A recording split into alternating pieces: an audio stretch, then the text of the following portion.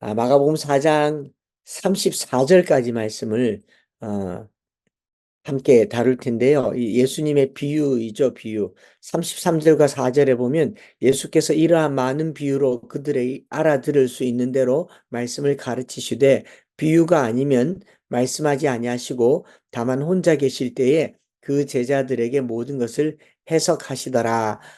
예수님의 비유에 관한 이야기입니다. 사실 오늘 우리 한국 개신교회에서 비유를 이야기할 때 우린 조금 예민해집니다. 왜냐하면 이단이 비유를 가지고 얼마나 많은 성도들을 현혹하고 유혹하고 그릇되게 했는지 비유에 대해서 신학적으로 또 여러 가지로 설명하자면 시간도 부족하겠지요. 근데 그보다도 예수님께서 마가복음 4장에서 비유를 가지고 이야기했던 배경과 그 목적을 조금 더 살펴보는 거 좋을 것 같습니다. 예수님께서 다시 바닷가에서 가르치셨다. 예수님께서 많은 기적을 베푸셨지만 어찌 보면 기적은 하나님 나라의 시연에 해당하는 거죠. 하나님 나라는 이런 것이다라고 보여주셨다면 사람들이 모이면 꼭 하시는 일이 가르치시는 일이셨습니다. 디다스코라고 하죠. 가르치는 일을 즐겨 하셨고 주로 가르치시기 위해서 제자들을 부르고 가르친 후에는 그들을 보내셨죠. 오늘 본문에도 가르치시는 중에 또 알아들을 만할 수 있는 대로 말씀을 가르치셨다라고 얘기하셨는데 예수님의 가르침은 아주 많았고요. 그 많은 가르침 중에 또 상당 부분은 비유였습니다. 마가복음에는 네 가지 비유가 기록되어 있죠.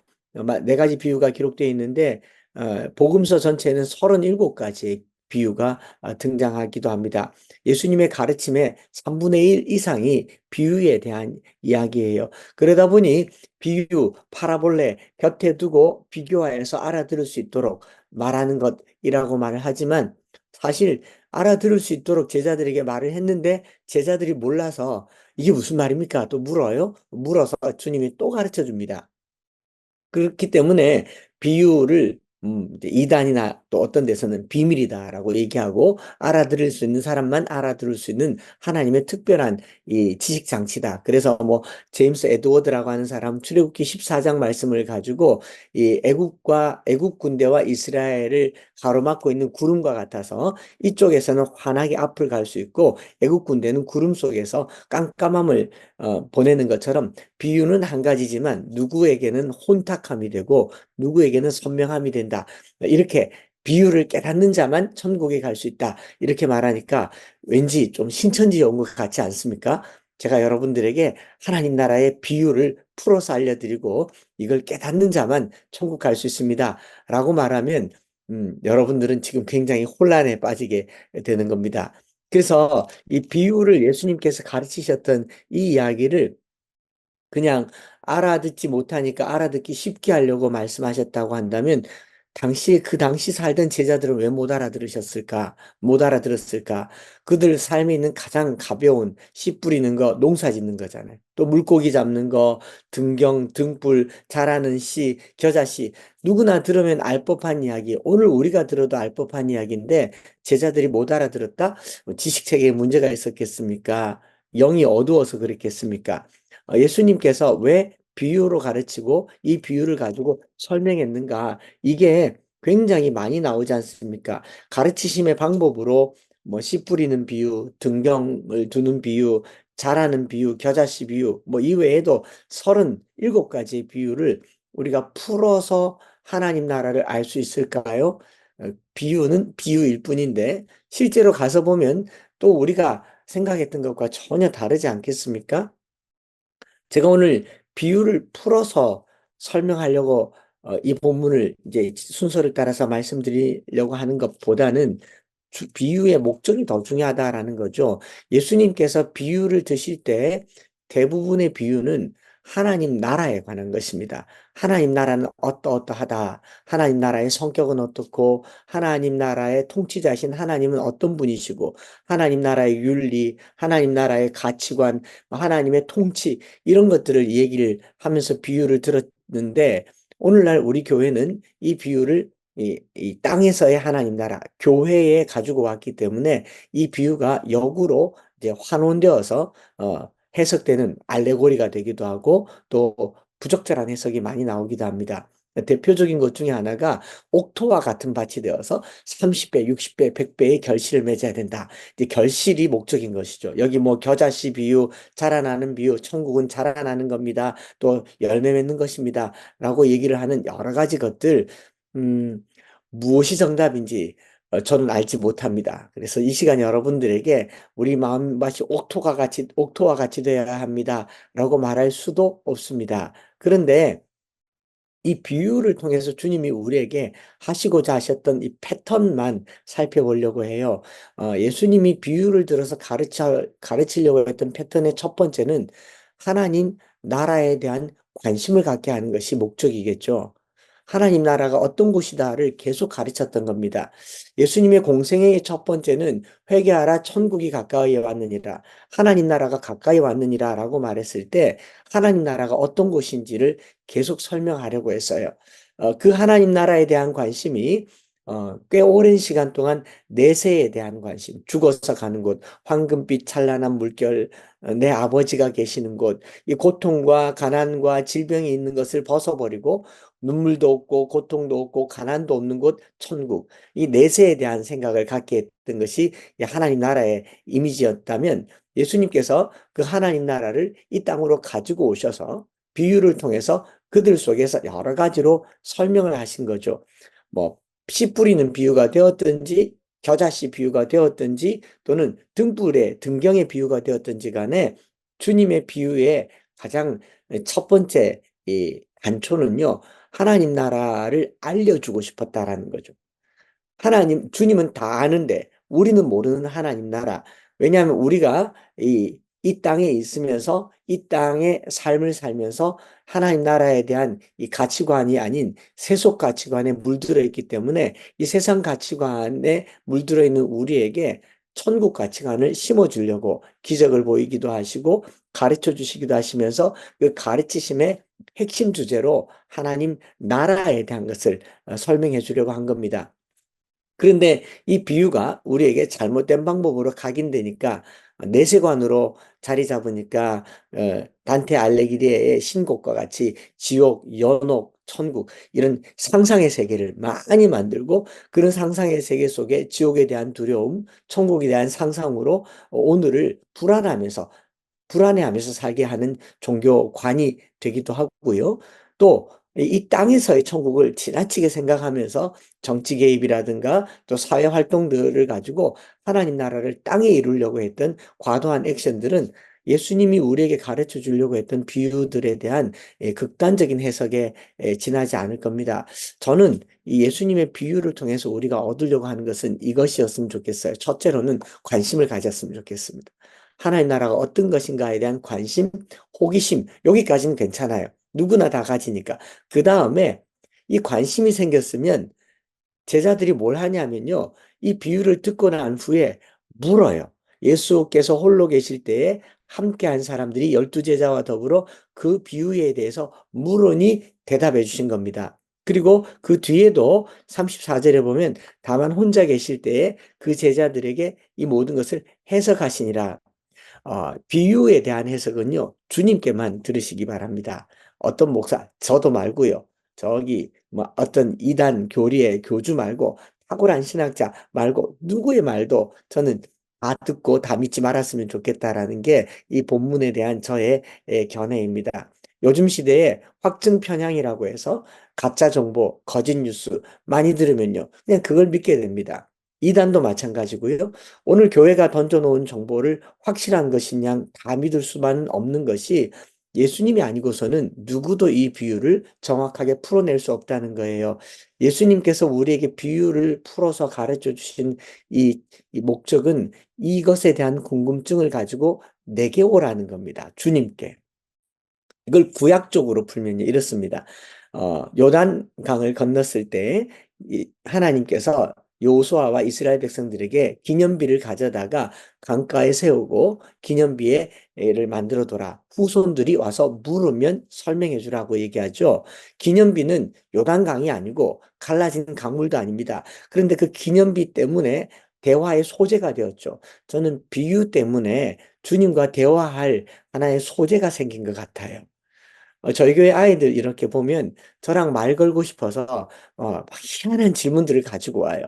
그게 질문이 궁금해서가 아니라 저랑 말하고 싶어 한다라는 게 느껴져요. 그래, 앉혀두고 두런두런 얘기하고 길을 걸으면서 얘기하고 심지어는 우스갯소리도 들고 와서 저랑 얘기를 해요. 목적은 지식이 목적이 아니라 관계가 목적이죠.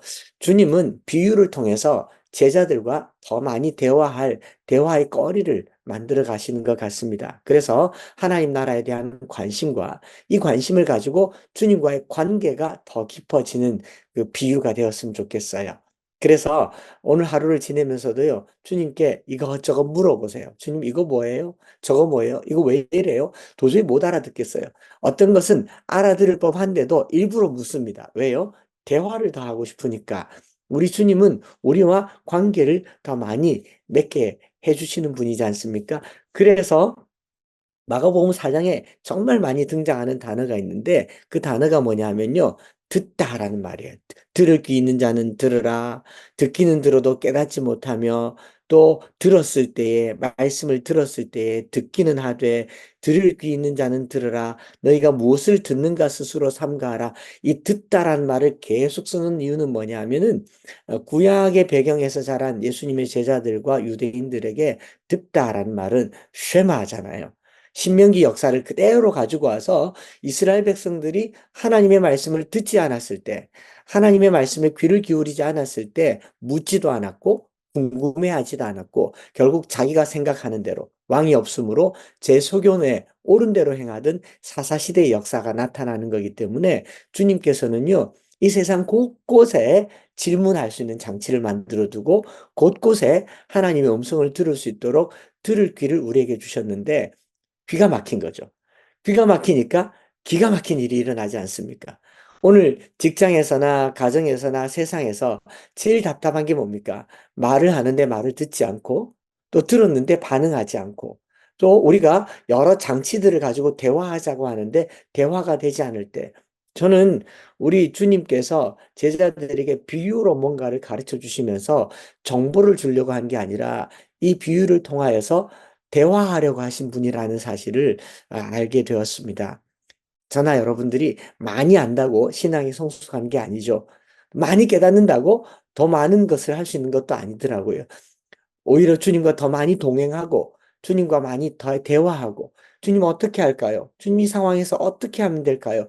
묻고 묻고 또 물어보면 그게 주님을 만나는 길이기 때문에 주님께서 만들어 두신 장치는요. 나랑 대화하자.